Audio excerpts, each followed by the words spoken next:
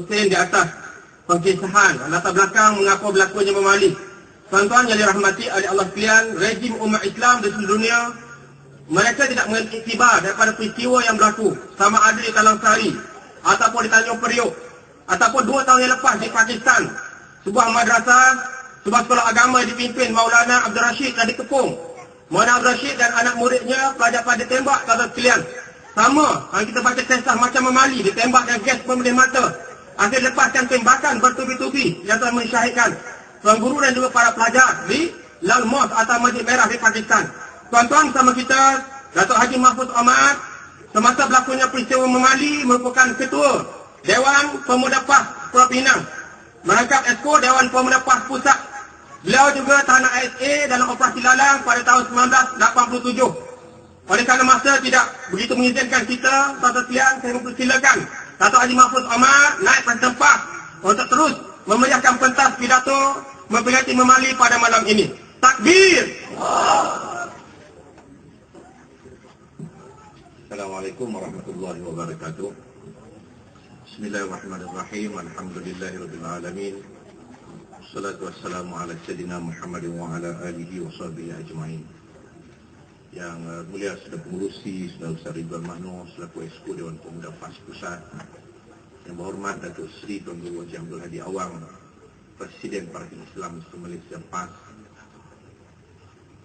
berbahagia dan saya sebagai Ustaz Nasaruddin Hassan Tantawi, Ketua Dewan Pemuda PAS Pusat, berbahagia sahabat saya Saudara Yusuf Husin, Setiausaha Badan Perhubungan PAS Negeri Kedah, yang berbahagia Ustaz Ahmad Yahya selaku Ketua Dewan Pemuda PAS Negeri Kedah, bahagia Guru Haji Abdul Wahab Hassan, Ketua PAS Kawasan Bali, Wakil Dewan Perhimpunan Penyokong PAS, pimpinan-pimpinan PAS Pusat, pimpinan Dewan Pemuda Pusat, pimpinan Dewan Pemuda PAS Negeri Kedah, pimpinan PAS Kawasan Bali, pimpinan-pimpinan Dewan-Dewan Pemuda seluruh Malaysia dan khususnya seluruh negeri Kedah, tuan-tuan dan puan-puan, ibu bapa,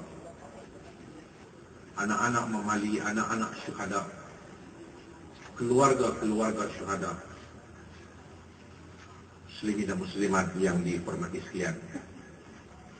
Pertama sekali syukur kita kepada Allah Subhanahu wa taala kerana dengan limpah keizinannya pada kita semua pada malam ini dapat bersama dalam satu majlis memperingati 25 tahun peristiwa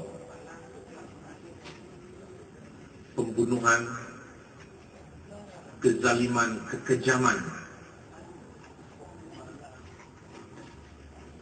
yang dilakukan oleh pemimpin-pemimpin UMNO dan Barisan Nasional ke atas masyarakat dan umat Islam di Mali, yang akhirnya menggugurkan 14 syuhada yang diketuai oleh almarhum Ustaz Ibrahim Mahmud yang dikenali sebagai Ustaz Ibrahim Libya. Saya mengucapkan ribuan terima kasih kepada pihak penganjur Dewan Pemuda PAS Pusat dan juga Dewan Pemuda PAS Negeri Kedah yang mengambil inisiatif ini sempena genap 25 tahun. Kita bukan sebagai satu perayaan, tetapi kita nak memperingati. Dia bukan sebagai satu perayaan biasa, kita memperingati jubli perak, jubli emas, perayaan-perayaan tertentu. Tetapi kita memperingati untuk nak mengajak masyarakat dan rakyat melihat kembali, mengimbau kembali satu peristiwa yang cukup menyayat hati yang berlaku pada 25 tahun yang lalu. Mungkin pada generasi yang baru pada waktu itu, pada 1985, yang masih di bangku sekolah, apatah lagi yang baru lahir selepas daripada peristiwa tersebut, mungkin tidak tahu tentang latar belakang sejarah peristiwa Mali. Apa dia peristiwa Mali? Apa yang menyebabkan berlaku peristiwa Mali? Dan apakah yang berlaku sehingga menyebabkan kematian, gugurnya 14 syuhada di kampung Mamali. Dan mulai hari ini, sejak daripada siang tadi, 3 malam berturut-turut, kita semua dapat mengimbau kembali peristiwa tersebut. Saya pada waktu itu sebagai Ketua Pemuda PAS Pulau Pinang dan sudah pun sama di dalam Dewan Pemuda PAS Pusat. Dan saya mengenali almarhum Syahid Ustaz Ibrahim Libir. Saya kagum dengan Ustaz Ibrahim Libir. Ungkapan yang dia sering mengungkap dalam program pentarbiahan, program Funbrin yang diberikan kepada pemuda-pemuda yang saya pernah ikuti. Yang dia hayati, dia cairkan dalam urat darah dagingnya. Pada waktu itu, kalau tak silap ingatan saya, dia merupakan naib Ketua Dewan Pemuda PAS Negeri Kedah. Kalau tak silap ingatan saya, Ketua Pemuda Baling dan naib Ketua Dewan Pemuda PAS Negeri Kedah di bawah pimpinan Ustaz Suhaimi pada waktu yang sudah pun meninggalkan kita. Antara ungkapan kata-kata yang sering diungkapkan, yang saya kagum kenapa? Karena dia mencair dalam urat darah dagingnya.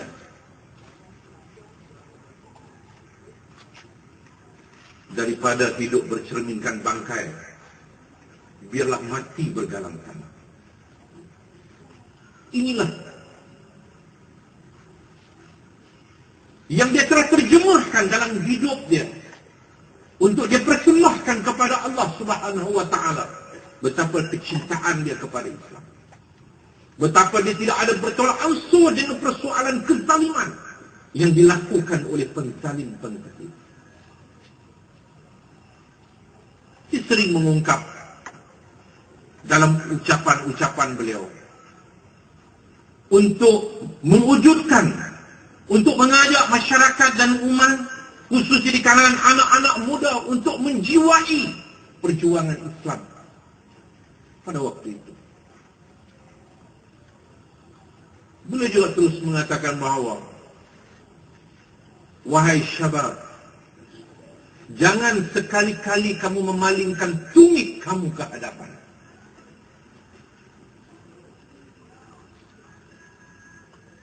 Suatu yang sukar untuk nak dipahami.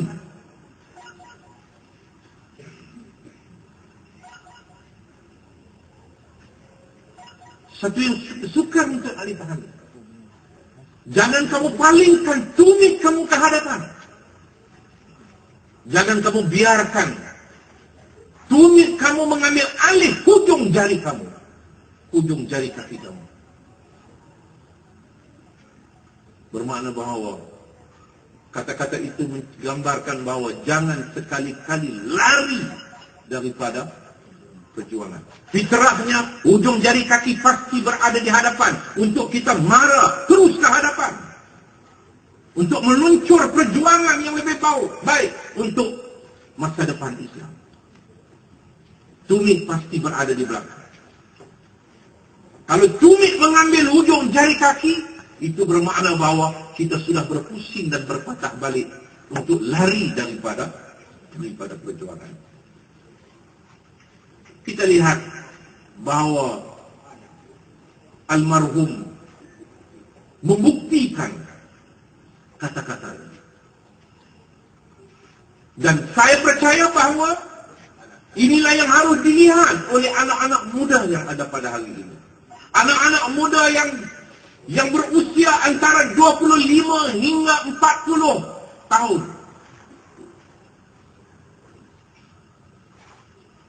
Yaitu anak-anak muda yang lahir daripada semasa ataupun lahir selepas daripada peristiwa Mamali. Untuk melihat bagaimana almarhum Ustaz Ibrahim Mahmud Syahid telah membuktikan kata-katanya untuk Islam.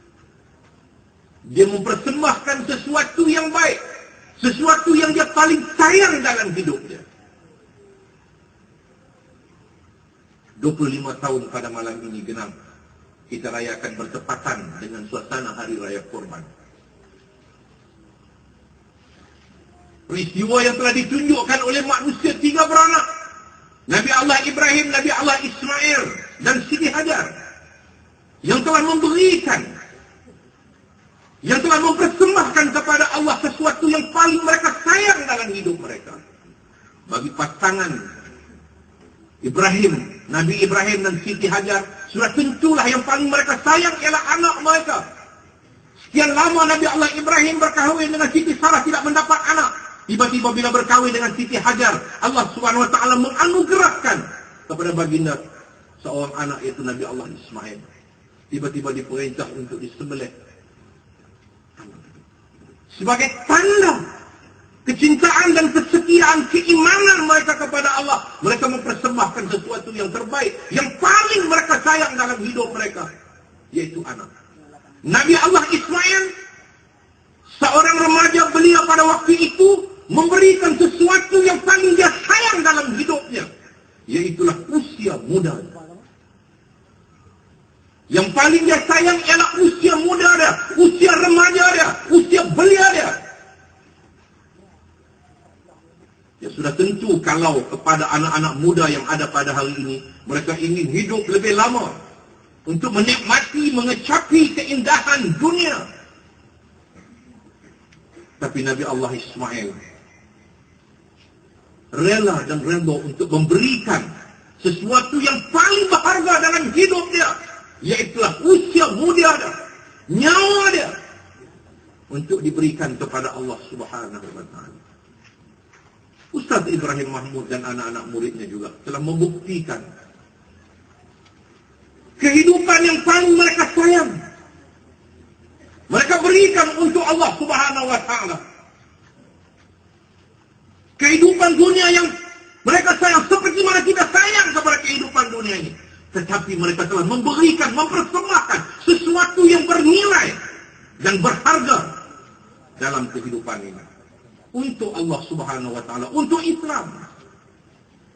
Dan inilah yang harus ada dalam diri anak-anak muda, dan bukan sahaja untuk diri anak-anak muda.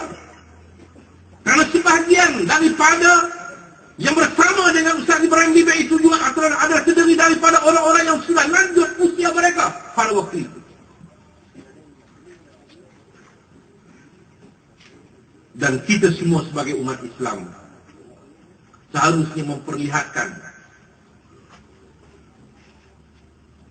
dan mempersembahkan sesuatu yang bernilai untuk Islam.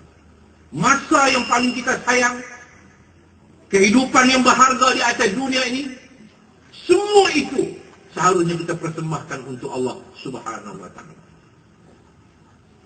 Mudah-mudahan mereka hidup dalam ketenangan, mendapat janji daripada Allah Subhanahu wa taala bagi orang yang mati di jalan Allah sebagai syuhada. Dan saya percaya bahawa roh mereka berterbangan melihat himpunan kita semua pada malam ini, yang sudah pasti mereka gembira untuk melihat, khususnya Ustaz Ibrahim Bibi, melihat bagaimana institusi pendidikan yang telah diasaskan oleh Allahyarham kini melahirkan anak-anak yang mempunyai kecintaan kepada Islam, dengan ilmu, dibekalkan dengan ilmu-ilmu Islam. Semoga